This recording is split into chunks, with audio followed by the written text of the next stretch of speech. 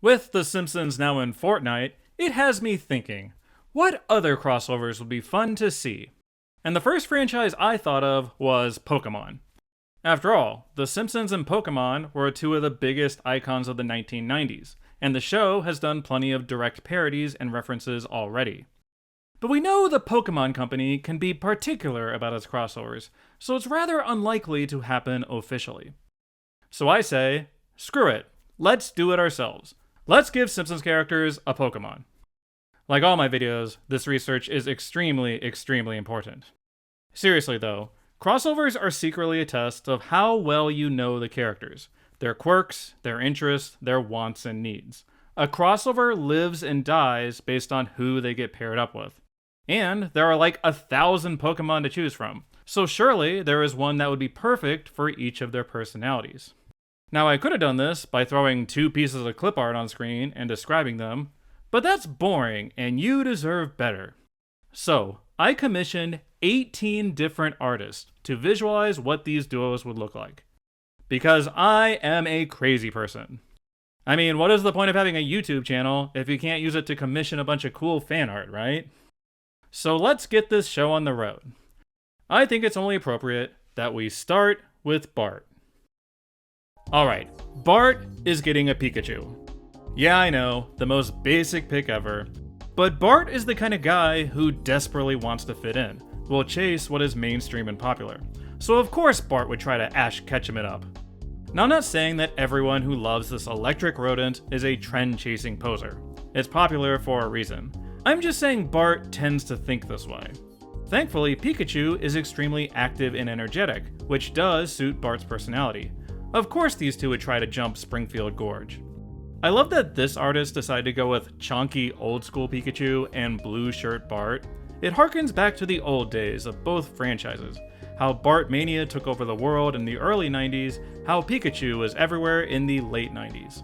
When you think about it, Bart is essentially the Pikachu of the Simpsons franchise. Next up, Lisa. So if Bart gets a Pikachu, Lisa should get an Eevee. And it's not just because she's an animal lover and is besties with Snowball too. Taste-wise, Eevee is totally her jam, and I think the artist here really captured their good times. But there's a symbolic element too.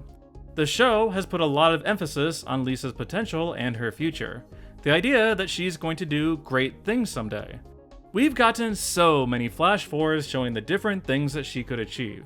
So it's apt that she would have an Eevee, who is known for being able to evolve into many different forms. I'm honestly not sure which evolution she would even go for. I could see her going in a bunch of different directions. Vegetarian, Smarty Pants, Fairy Princess, Edgelord, Thor, God of Thunder, who knows? Okay, Maggie. This one was easy. Maggie gets a Tinkaton. I think Maggie has a lot of cute gremlin energy to her in general. She is, of course, a cutie patootie and has received some of the most charmingly whimsical B-plots in Simpsons history. But Maggie will also mess you up. Whether it's with her bare hands, a gun, or in this case, a wooden mallet. The fact that there happens to be a hammer-wielding Pokemon also with cute gremlin energy, these two are kindred spirits. I mean, just look at this art. That's frickin' adorable. Can you imagine how much chaos these two would create together in Springfield? Hammer beatings would be up a shocking 900%. Now Marge, she deserves a chance to pursue her hobbies more. So Marge gets a Smeargle. This pick is mostly for her love of painting and brush with greatness. Marge has always had a creative streak and loves writing, sculpting, and fine art in general. It's just, in all these episodes, she's always pursuing these interests alone, stuck in the house. So I think Smeargle would be good for her and would motivate her to keep creating. I love the vibrant colors of this piece. That detail of extra pages hanging down from Marge's hair. Amazing. Honestly, I could imagine these two starting an Etsy shop or something. I think I picked this one mostly for Marge's mental health. Instead of going to therapy, Homer, just catch Marge's Smeargle. It sure beats hanging out with Helen Lovejoy. For Homer, I'm straight up going for the reference. Homer gets a Tepig. I am totally biased here because Tepig is one of my favorite Pokemon ever. Look at him, he's just a little guy. Screw the haters. If Homer's gonna have a new Spider Pig, I say, why not one that can shoot fire? I strongly believe that giving Homer easy access to fire would make his subplots twice as good. The Sugar Bee plot? Add Tepig. The Curse Jar? Add Tepig. I'm pretty sure the Frank Grimes problem would be solved in Act 1 if Tepig were there. And it does evolve into this burly wrestler, which suits the aggro side of Homer's personality. I like that for the sake of the reference, Tariq drew this one bigger than what you'd typically see, implying that Homer is overfeeding him. That is exactly what would happen. Remember Mojo? Remember Pinchy? Actually, wait a minute. Keep Tepig as far away from Homer as possible. Next, let's go to the power plant with Mr. Burns. Mr. Burns gets a Meowth. Oh, look at how happy Meowth is. I'm liking this already. We all know Mr. Burns is super rich and super greedy, so the only Pokemon he would ever want is the one whose signature move scatters coins everywhere. Also, remember that episode where Mr. Burns had a cat? To be honest, I only want this as long as it's that Meowth from the anime that speaks with a Brooklyn accent. Just because the trio of Burns, Smithers, and Meowth would be the most chaotic thing ever. I'm telling you, Smithers and Meowth would hate each other's guts, and I am here for the drama. Are we the audience on Team Smithers or Team Meowth, I wonder? It's really only a matter of time until this cat is running the power plant and firing Lenny. Speaking of which, I have one thing to say. There's a lot of buzz around Mudkip. So here's the thing about Lenny. Lenny is a meme. There's so much attention around this random guy in Springfield that we, the audience, are totally drawn in. Like, who hates Lenny? Nobody. I want to meet these Simpsons fans who disapprove of Lenny so I can beat them up. Lenny is so beloved for so very little reason that he's essentially a meme. So I picked the meme Pokemon equivalent. I hear you like Lennies. Aside from the meme factor, I actually do think these two suit each other personality-wise. Lenny is a pure soul, and so is Mudkip. I could see Lenny becoming completely obsessed with his little buddy, taking it everywhere and annoying everyone at Moe's. This is why Lenny has never been given a pet. I couldn't think of one for Carl, by the way. Maybe Trico? Look at their head shapes. I could see it. Let's instead go to Moe next. I thought really hard about this one. But in the end, Moe gets a Croagunk. We all know that Moe has a tough exterior, not taking any crap and being prone to sudden violence. For a bartender, he has a rather venomous personality. Basically what I'm saying is that Moe's Pokemon typing would be poison and fighting. So Croagunk it is. Honestly though, don't you think these two have similar vibes? Like they both look cool and tough in an off-putting sort of way.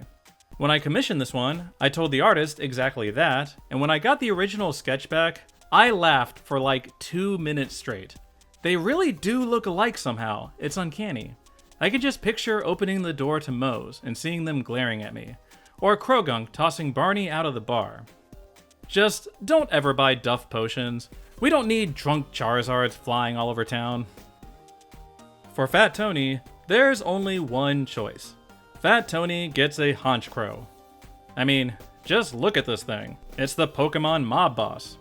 Now the only problem with this is that you get two Mafiadons together and things can get stabby. So maybe this is a bad idea. Perhaps this would be one of those arrangements where Fat Tony threatens the human world and Honchkrow handles the Pokemon.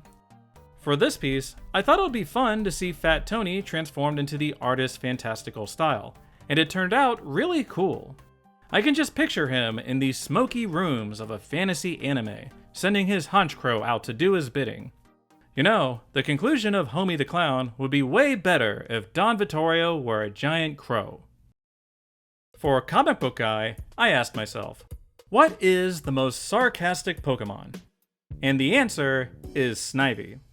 The problem for Comic Book Guy is that he's stuck by himself in that store during the day.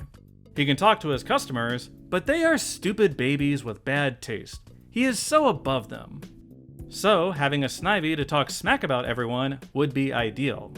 I mean, this thing literally evolves into a snake called Superior. That's all that needs to be said about its attitude.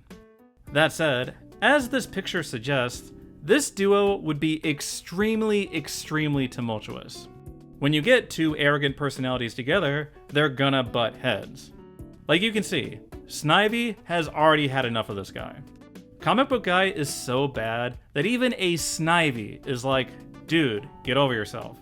So it's only a matter of time until we get Snivy's Comic Emporium across the street. We all know that Krusty always has a monkey around, so he gets Chimchar. Oh no, this is horrible.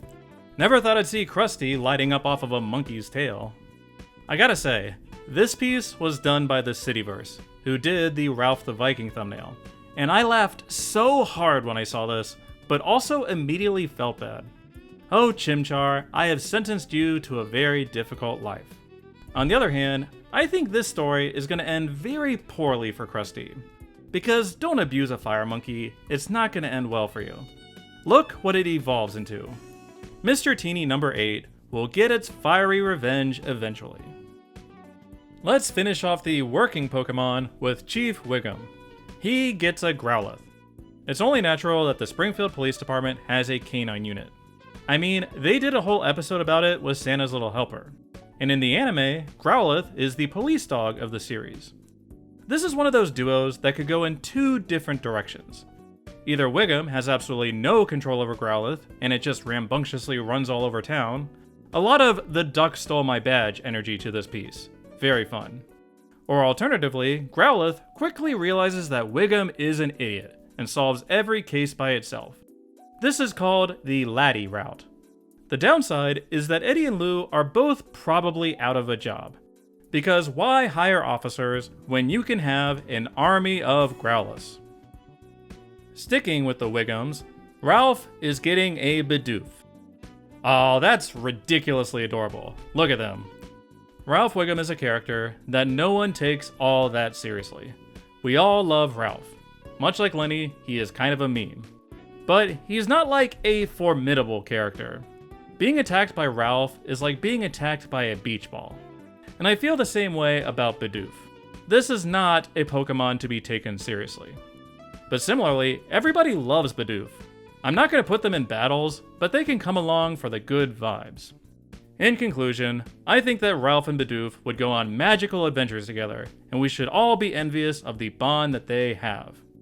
By the way, Ralph's backup Pokemon is a Rayquaza, and no, I don't understand how he caught it.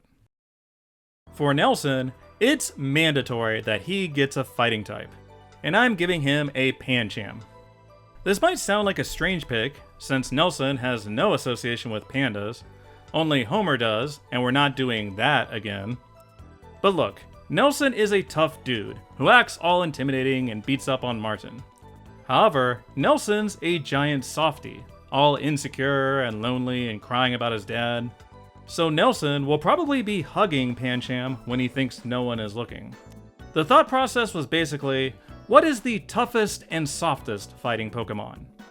Looking at this piece, I do think that this little panda does have a similar vibe to Nelson. They both stand very stoutly and intimidatingly.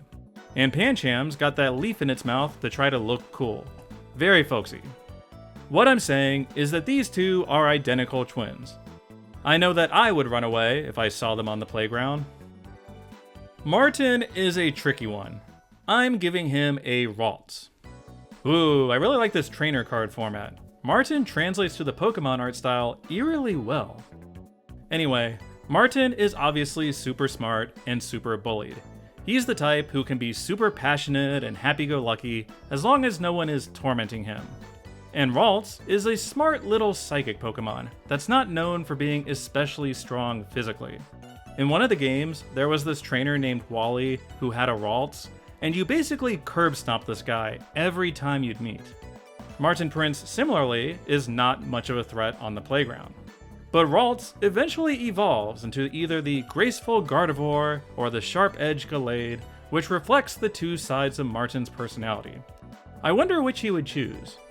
So don't worry, Martin will get his revenge on Nelson eventually. By the way, Martin's other Pokemon is a Geodude, who must be acknowledged. Ah, Principal Skinner. Principal Skinner gets a Kangaskhan, and you all know why. I mean, The Simpsons already kinda did this joke in a Treehouse of Horror. I have to say, I think this artist got the most complex request of anyone, because the Skinner-Agnes dynamic is so specific, and they have to convey a new triangle that gets formed. And I think they nailed it. You can imagine an episode where Skinner is like, what is this Pokemon thing the kids are into? And catches a Kangaskhan. And then they quickly form a bond. Agnes, of course, would absolutely resent this. She hates that they're battling their way to the championship. It would almost be like that curling episode from season 21, if that were Skinner focused and was about fantasy cockfighting. I picked this duo as a joke, but I do think you could get a legitimately compelling Skinner story out of it, weirdly enough. The power of crossovers. For Flanders, this might seem like a weird choice, but Ned Flanders gets a Chansey. So what does Ned have to do with eggs? Nothing. But do you think there is any world where Flanders would be into Pokemon battling? Of course not. Ned Flanders is that aggressively friendly neighborino who wants everything to be pleasant and nice. He would definitely go for one of the more wholesome Pokemon. And Chansey is known for happiness and luck, spreading joy to all around. I'm kinda surprised it's not a Blissey yet, given how much attention Rod and Todd would shower onto it. I love the posing of this drawing, highlighting Flanders' joyful nature. Almost like they're on a variety show or something. This duo would drive Homer absolutely crazy, by the way. Just way too much wholesomeness from dorky Flanders and his dorky Chansey. Also, he would steal their eggs. For Grandpa, he's getting a Psyduck. You see, Psyduck, I tied an onion to my belt, which was the style at the time. Now, to take the ferry cost a nickel, and in those days, nickels had pictures of bumblebees on them. Give me 5 bees for a quarter, you'd say. Now, where were we? Okay, I'd like to hereby apologize profusely, because poor Psyduck is gonna have so many headaches listening to his ramblings. But hey, Psyduck seems to be hanging in there. I love this dazed expression the artist gave him sitting on the floor. That's not bad by Psyduck standards. Maybe Psyduck has immunity to this kind of stuff by now. The main thing is that Grandpa wants someone to talk to, and elderly folks love feeding the ducks. And last but not least, Milhouse. Milhouse gets a Scraggy. Why? Just look at these two. Look at Scraggy's spaced out eyes and his doofy expression. Scraggy is a giant dork, the way it's constantly pulling up its baggy skin like a dweeb whose pants keep falling down. Milhouse has that scrappy side of his personality, that doggedness to him, where he's gonna go out and do it, inevitably falling on his face. And Scraggy has a lot of that same energy. Everything's coming up Scraggy. Milhouse truly does look like a Pokemon trainer you might see in a game right here, like your dud rival. Kinda shocking how well he translates to this aesthetic. But please, Milhouse, be careful when you take Scraggy out for a walk. Oof. These last two pieces were special because they were made by Juveland from Twitter, who partially inspired this project. A while back, just for funsies when I was bored, I did a silly Twitter thread about this. And Juveland, just out of the blue, did a bunch of sketches of them. I made totally new pics for this video, but here were the originals. Here's the original Milhouse Scraggy sketch as well. For this video project, Juveland even did a bonus drawing of Bart in his Charmeleon. You know, after giving Bart a Pikachu and a Charmander, am I calling Bart a casual? Bart is like every boy in the 90s, always thinking about how gosh darn cool Charizard is. Charizard is my Roman Empire. I have to say, aside from the Ralph the Viking thumbnail, I've never commissioned any art before, so this was an interesting experience. It was fun putting on a producer hat, finding artists, and working with them on the concepts. Literally every single one of these artists were a delight to work with. So if you'd be interested in commissioning any of them, I've included their info in the video description. I'm someone who isn't naturally talented at drawing and haven't put in the time or effort to improve these skills, so artists are basically wizards to me. In this modern age, we take artists for granted, so I wanted to do this project to show off the cool creative stuff that they can do. As cliche as it sounds, they truly do bring ideas to life. So a big thanks to everyone who agreed to take on these silly requests. Let me know in the comments which of these duos are your favorites, as well as what you thought of the art pieces. Is Meowth gonna take over the power plant? Is Skinner and Kangaskhan winning the championship? Will Ralph and Bidoof save the world from destruction? Also, give me some duos for the other Simpsons characters not in this video. I tried so hard to think of ones for Carl, Groundskeeper Willie, and Sideshow Bob, but just couldn't land on a Pokemon that perfectly suited their personalities. Unfortunately, The Simpsons will likely never do an official Pokemon crossover. But that's what fan art is for, right? So as always, thanks for watching.